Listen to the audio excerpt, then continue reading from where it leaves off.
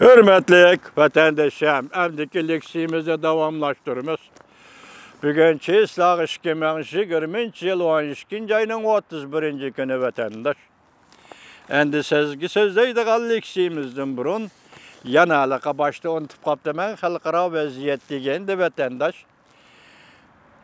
Bugünkü ıslan dedim mi ya, keçirenler, muşunu unutup kalıvatımına. 2020 yıl 12 ayının 31. günü.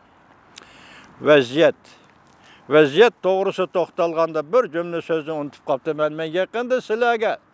Obzorçı Çin Pokun apandının bir parça makalesine.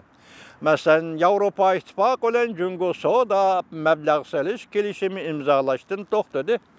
Bunun için Fransa'nın prezidenti Macron Cungo hükümetinin Şinjan meselesini hal qilishni yani mecburi emgaki selish meselesini hal qilishi kerakligini o'ttirib qo'ydi degan edi vatandaş. Hozir Chimpokuni bu makalesi sizlar anlab bo'lib o'tinigillatin. Hozir Cungo ve Avrupa İttifakı o'ttirisida bu kelishim imzolandi. Bu yerda bir gap o'ttirig'i chiqdi vatandaş. Birinchi kunida kelishim to'xtab qoldi. Bunun sebebi yeni prezident bo'lib saylangan Joe Biden hükümetinin kabinetideki bir nefer mesela ismi Sullivan Efendi Avrupa İttifakı'na telefon verip bunu to'xtatib qo'ydi deyilgan edi. Bugünkü xabarda men saqlab qo'ydim. Bu Xitoyning xabari, lekin men to'g'ri tushunib ketmayman bu xabarga. Xitoydan kelgan xabarga. Duvi orbitidan kelgan xabar.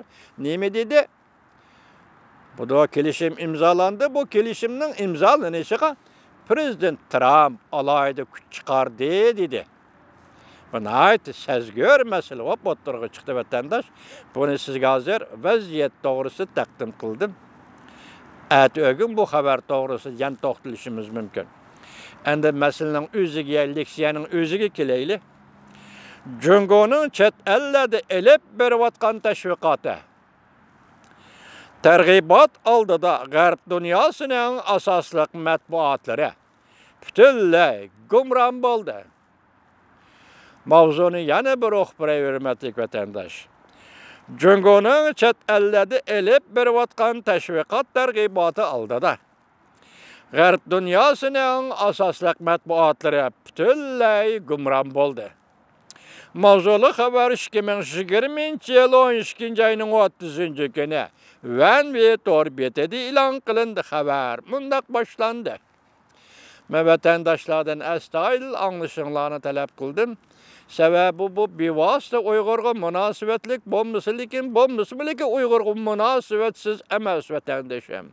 Uyg'urning taqdiri, Uyg'urning kelajagi, bugun elib berayotgan siyosiy faoliyatlari Uyg'urning bununla munosabatsiz emas leksiya vatandaş. Amerika'da konservatif torbeti devletinin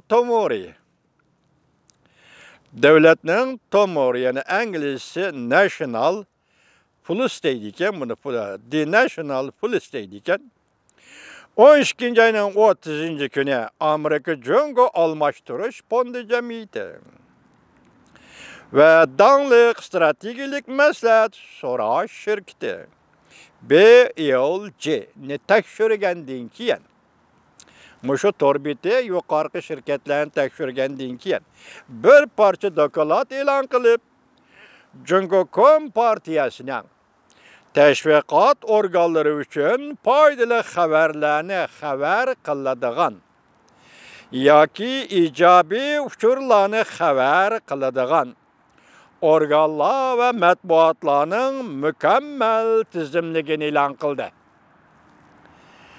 Cümleden bu tizimlik tuvandagilarni o'z ichiga oladi.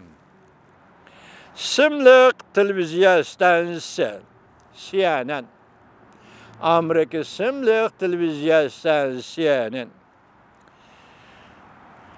New York Vaqt gazeti ve MSNBC televiziyasini o'z ichiga olgan G'arb dunyosining asosli matbuotlari Jungo partiyasining chet ellarda tashviq targ'ibot elib boradigan pechkisiga aylandi.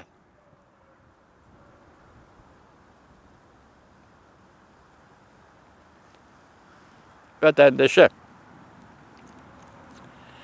MSNBC, CNN isimli televiziyası, New York Vakt gazeti, Cungo Kompartiyasının, yani G'arb dünyasının yukarıdaki asaslık matbuatları, Cungo Kompartiyasının chet ellerde teşvikat, tergibat elip barıdığın peçkisiga aylandı. Amerika'da Adliye Ministerliğinin bir parçası dokulatıga asaslanganda, Amerika Cungo Almashtırış Fondi Cemiyeti, Amerika Stratejilik Məsləhət Soraş şirketi arkalık, BILC muşu şirket arkalık bu G'arb matbuatlarını yeniğe tarttı. Demek muşu şirket, Məsləhət Soraş şirketi aşı matbuatlarını yeniğe tartıp Xitay üçün hizmet kıldıgan künge elip keldiydi. Məqsəd şu ki, Cungo Kompartiyasının siyasetlerine ve nopozuğa karşı turduğun mənbələrini yoxtuş. Xəbərlərini gizitbətlərdən öçürüşünü məqsəd qılatdı. Kompartiyaga ziyallı xəbərlərini gizitbətlərdən öçürüşünü məqsəd qılatdı.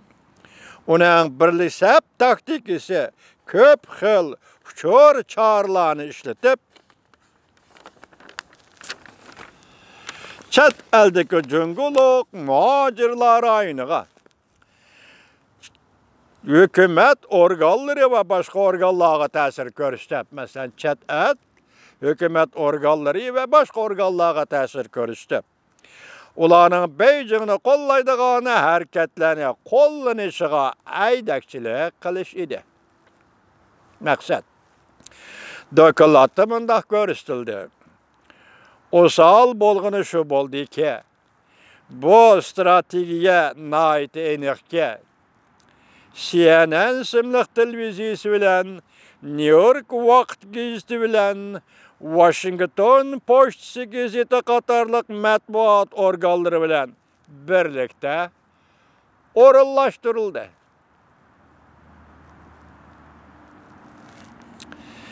Amerika'da Adliye Ministerliğinin chet ellik gumaştılarını tizimlaş kanunu, hücceti arkalık körüveliş kabul ediyor ki, devlet kurguçula matbuatı ekeme bilen, Cungo Amerika Almashtırış Cemiyeti, o'tirisidagi aloqa munosabatlar ve bu munosabatlarni boshqarish 10 yildan ortiq vaqt davomlashdi.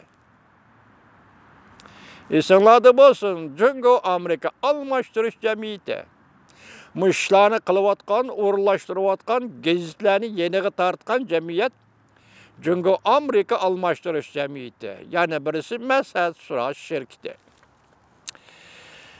Bu münasibətlərini başqurish 10 yıldan artıq davamlaşdı.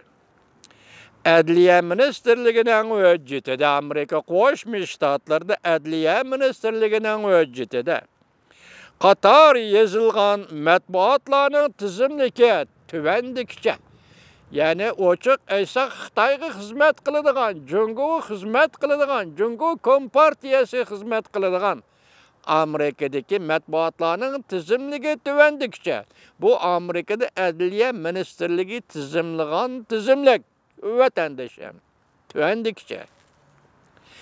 Amerika isimli televiziyasi CNN, New York Vakt gazeti, Washington Poçtası gazeti, MSNBC televiziyası, Forbes jurnali, Pul Muamele gazeti. Bu gazet Angliyaning mı yak Amerikada şundak gazet ben bilmeymen. Angliyada mı şundak bir gazet var. Angliyada neşri kılın naytı dağları Pul Muamele gazeti. Heptile haberler jurnali. Bu jurnal sizlerge ayan heptile haberlerine tayyip. Bu jurnal degen 4000'dan artıq adam Xitay demokratlarının talebi boyunca aytqanda Tiananmen vakasida qirg'in qilindi. Buni qirg'in qilgan kishi Deng Xiaoping edi. Deng Xiaopingning suratini birinchi bat muqovaga besib, dunyoda ta'siri bor davlat rahbari deb e'lon qilgan edi vatandosh. Bu jurnal masalan Time deydi, haftalik xabarlar. Ya bu emasken, bu jurnal emasken, keyindeki o. ABC axborot xabarlar gazeti men qatar sanaychi evvel Forbes jurnali. Pul muomala gazeti. Haftalik xabarlar jurnali. ABC axborot xabarlar gazeti. Bloomberg agentligi. Reuters agentligi. Ko'rdingizmi? Reuters agentligi Xitoy uchun xizmat qiladi ekan. Reuters agentligi. ABC xabarlari. İqtisodshunoslar. Wall ko'chasi gazeti. Fransiya agentligi. Ala sharingni vatandosh. Fransiya agentligi. Dever yoki Zaman jurnali. Mana endi keldi Dever yoki Zaman jurnali. Deng Xiaopingni birinchi muqovaga elib ko'rsatgan, dunyoda ta'siri bor deb ko'rsatadigan, baholaydigan jurnal, Amerikaning dangliq jurnali. Xalqaro insonlarni baholaydigan jurnal, bu Xitoy uchun xizmat qiladigan jurnal. Los Angeles Tiz gazeti. Kapital Xiyol gazeti. Bu devlet meclisinden gazeti. BBC ve G'arbi Tinch Okean aylık jurnali. BBC'nin bunun içinde. Qatarlıq gazetler ve jurnallar. Xabarda mundaq ko'rsatildi. Jungo Amerika almashtirish fondi jamiyati ne ataqda Şanganga birinci qatim, Hong Kong'a birinci qatim ma'muriyat boshlig'i bo'lib belgilangan Dong Jianhua qurib chiqqan jamiyatdir. Yoki qurib chiqqan fondi jamiyatidir. Davomini anglaysiz vatandosh.